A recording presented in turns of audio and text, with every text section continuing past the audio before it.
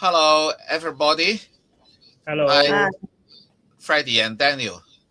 Yeah, it's Freddie Hong Kong series number 4, and tonight's topics will be language exchange programs and Chinese language workshops in Hong Kong.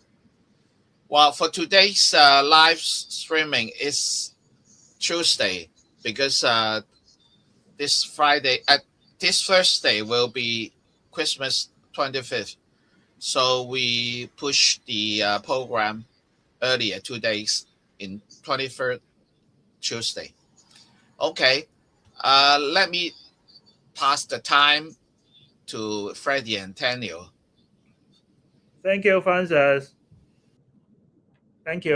So this is the 4th episode. Remember, we have talked about our service for ethnic minorities in Hong Kong in terms of providing anti-pandemic materials supplies. And we also have talked about some interview. We share some stories about the career and businesses of ethnic minorities in Hong Kong to some local Chinese, so that they can have a multi-dimensional and all-rounded understanding about our EM society in Hong Kong. So this time, what we are talking about is the language exchange. Yes. Because language is, I believe, is very important in understanding a culture. And language is also facilitates mutual understanding, not only in among different cultures, but also even if we are in the same culture, we need language. And language is very important. It's crucial, has a crucial role in exchanging our ideas and for us to understand what we want to express. So in Hong Kong, very unfortunately, conventionally, we have been urging non-Chinese, our ethnic minorities, to learn Chinese. Like we have stressed the importance of learning Chinese in order to help our ethnic minorities community to get a better chance in education and career. However, I believe that this is not solely their responsibility to learn Chinese in order to change the situation or what the difficulties they're facing. We also have to, the mainstream society and the social systems also have to modify it in order to facilitate equal opportunities. And I think it is not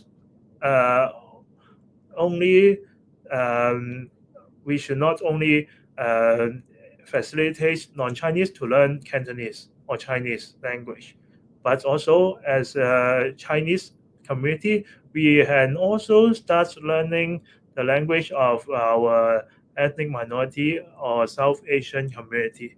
So many years ago, I guess 4 or 5 years ago, I have been publishing some 1 week 1 word in our Facebook page to introduce some common words in like those words we have using in our common daily life in different South Asian language, so that local Chinese can learn more about the language of South Asia countries.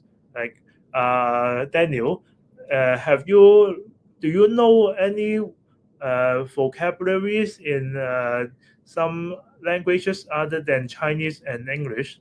Yes, I did learn a little bit Nepalese because You know Nepali? a little bit, because during these few years, sometimes when I engaging with the the Nepalese in the community, and then they are very happy and very willing to share with me and teach me some Nepalese. That's why I really learned a little bit from them, and I feel so happy about that. Other than Nepali, what else do you know? Actually, I also learned a bit of Urdu as well, because in this year I have been traveled to Pakistan for several weeks, and Mm. then I guess maybe for the following episode we can share more on our experience about that as well. How about I heard that you also know some Southeast Asian language? Yes, because when I was young, I did have some have a Filipino helper, helper. helper serving, domestic helper serving for my family, and then sometimes she is very willing to teach me as well. Wow! So And you I will have teach her Cantonese. Yeah. So you have a lot.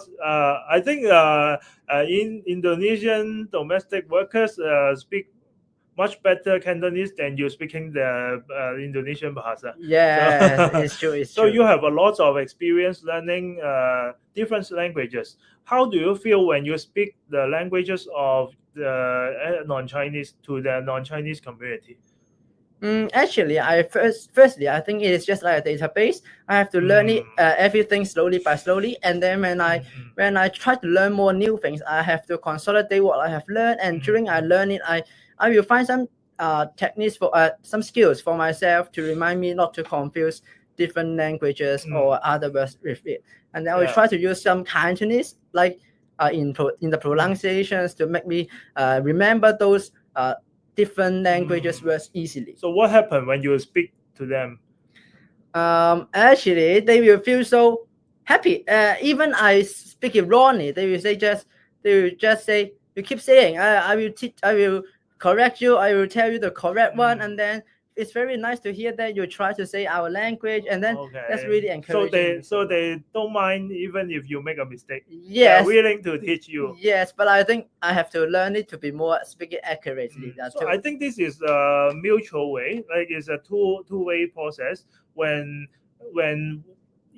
they accept our wrongs, they don't mind us making mistakes. Yeah. So when we meet some non-Chinese people speaking Cantonese or speaking Chinese, that they may make some mistakes. I think we also should have more tolerance in that.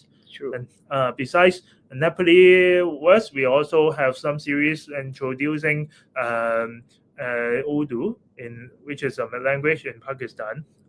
We have totally published around, I guess, almost 100 episodes in this one week, one word for language exchange. But more interactively, we have organized some language exchange workshops, which is this was online because at that time we're still in COVID period, and we got a number of participants who are non-Chinese, and we also got some Chinese participants. In this workshop, we have inter exchange in different languages. Chinese participants were learning Urdu, and we also have non-Chinese participants learning Chinese. And in this workshop, we have explained the pronunciation, the grammars of both languages, and participants of both language users and benefits from learning another language. Besides this online interracial language session, we have also organized another one after the COVID, so we can meet. And this was organized in Shamshipo and in community center. That this time it is not an interaction between Cantonese and Urdu. It was an interaction between Cantonese and Tagalog. Tagalog, what is who are the speakers of the language of Tagalog? It's the Filipino, the people in Philippines. Oh, it's a language in Philippines, and we have a lot of Filipino in Hong Kong. Yes. And not to stereotype them as 100% domestic workers, we have also a lot of permanent residents in Hong Kong who are Filipinos. They were here for generations, and at that day we have also around 10 Filipino joining the program. They're learning Cantonese, and we have also some local Chinese participants who are interested to learn Tagalog, and we have instructor who are Filipino teaching us Tagalog, the grammar of Tagalog, and some daily conversation of Tagalog. Do you still remember some words of it? Yes, like kamusta ka is means Kamusta ka? kamusta ka and means how are you? Yeah, and salamat po means thank you. Salamat po. So these are some language workshops. We find that through these language workshops, especially the face-to-face one, participants find it very funny. Yes, They have fun. They have fun learning a language. It's quite different from our experience having English lesson in college, because at that time we find it very difficult. We didn't find the fun parts of learning a language, but when we have like mother language speakers, the native speakers of the other language, like we have Filipinos in the same activities teaching us how to speak their language, we find it quite fun. Yeah, and I think we're learning the language together. When once they raise up a question on they feel difficulties on learning particular wordings or some sentences, then we can brings it out together and discuss together and find out a better way for us to learn easily. And also through these kind of activities, by explaining our own mother language Cantonese to non-Chinese speakers, it is also another way for us to understand more about our language. True. To understand the characteristics and difficulties of learning Cantonese. So this is some, I think, personal benefits, but for this kind of language exchange, in addition to the 1 week 1 word, I think this kind of programs, languages programs, our rationale is to build up an equal and fair society, and instead of just asking the non-Chinese community to learn Chinese, we also the local Chinese, even the mainstream, the majority population, we can also learn more about the language of different cultures, so that we can build a equal society. And it is not necessary to learn the whole set of language and to have a dialogue or conversation, or in, for example, Nepali, we just by learning some keywords and greetings words, we can facilitate opening a conversation with some non-Chinese strangers in the community. For example, if we learn some words like namaste, or how are you in South Asian language, or thank you, dhanyavad, we can for some neighbors, South Asian neighbors, maybe we haven't have any conversations with them for years, but we met them many times. We didn't have a chance to start a conversation. But after some of our participants learns these kind of these words, these vocabularies, maybe the next time when they met their South Asian neighbors, they will have the confidence, or they have something to start with, to begin a conversation. Yes. So this may help our non-Chinese and Chinese community to begin some relationship in the community, and in a long-term future, they may have a chance to have more social network or maybe they in the long run they can help each other and develop more better neighborhood community, better neighborhood relationship between them. It's true.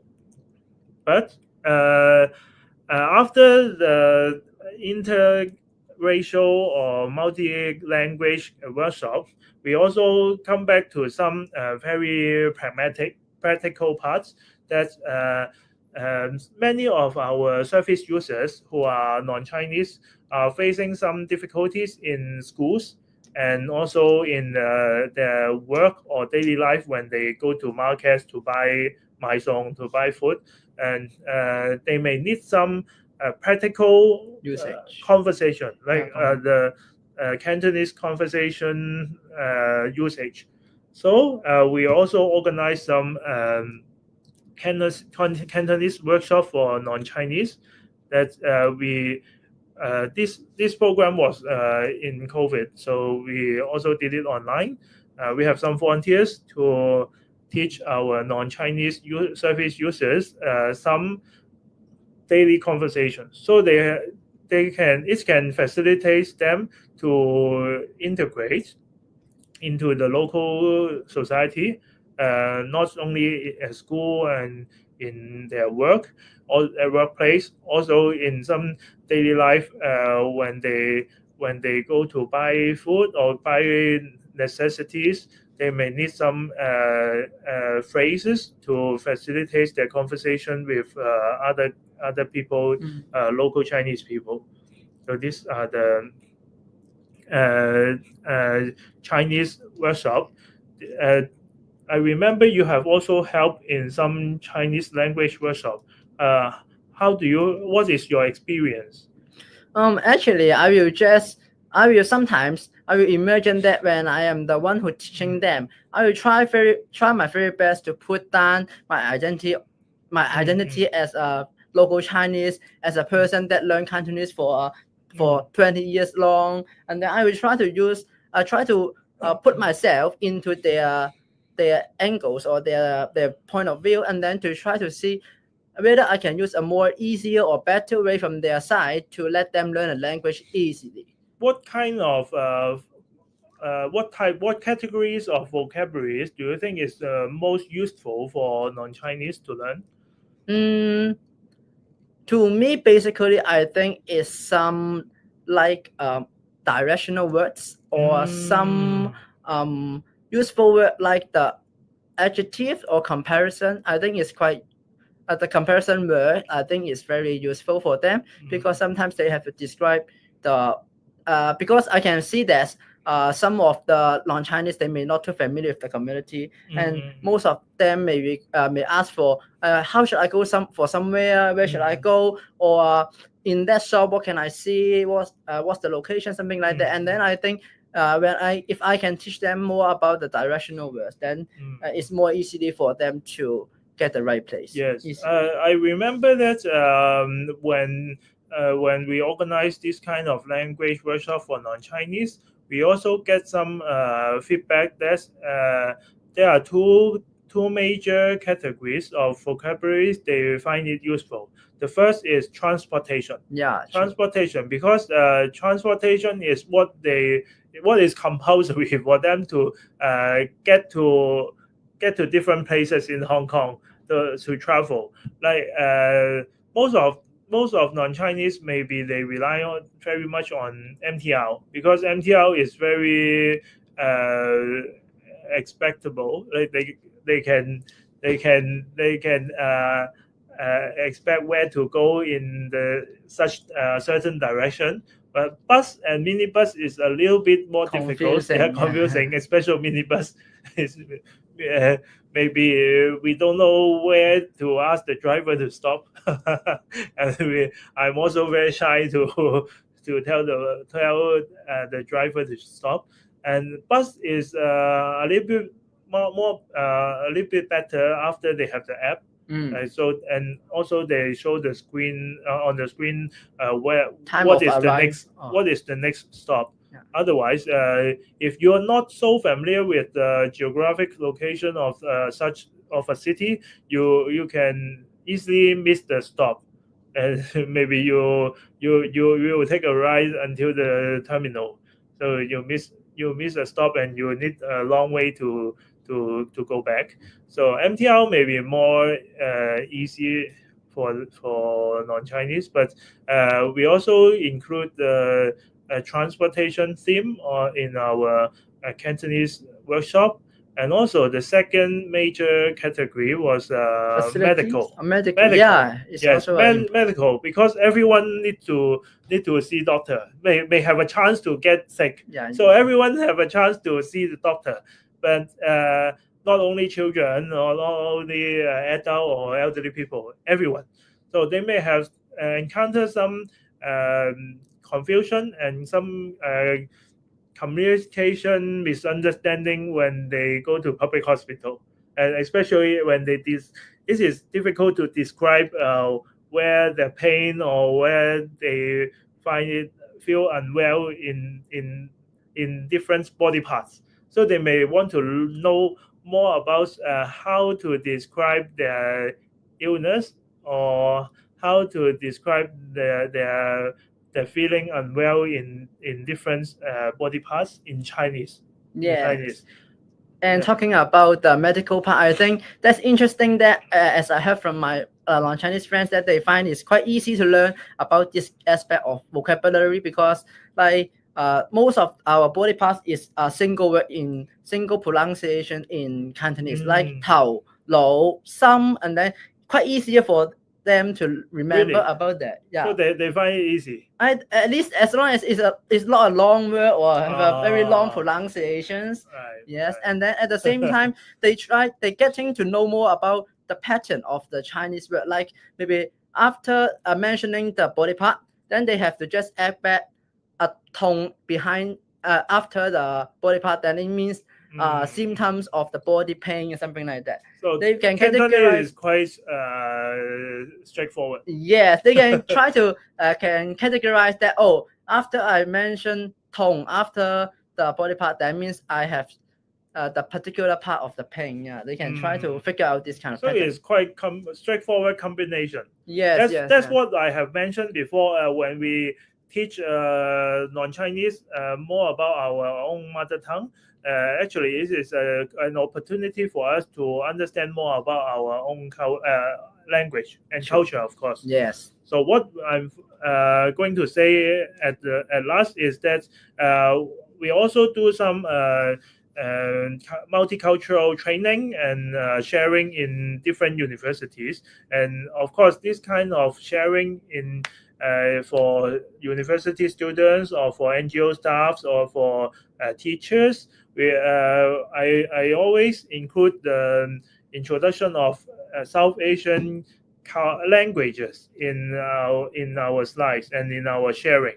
That's for them to understand the complexity of South Asian languages, because without understanding this fact, I think a lot of people in Hong Kong may think that may have a misunderstanding that all South Asians are speaking one language, or they are using one language only. Yes. And they may not know actually we have like tens or more, even more than hundreds of different languages in Hong Kong, and which are used by South Asians, and which are the major ones, and which are the ones who are used by less people, and which languages exist in the South Asia countries but not used in Hong Kong. For example, I think Assamese is used in East India, but I think we can hardly find a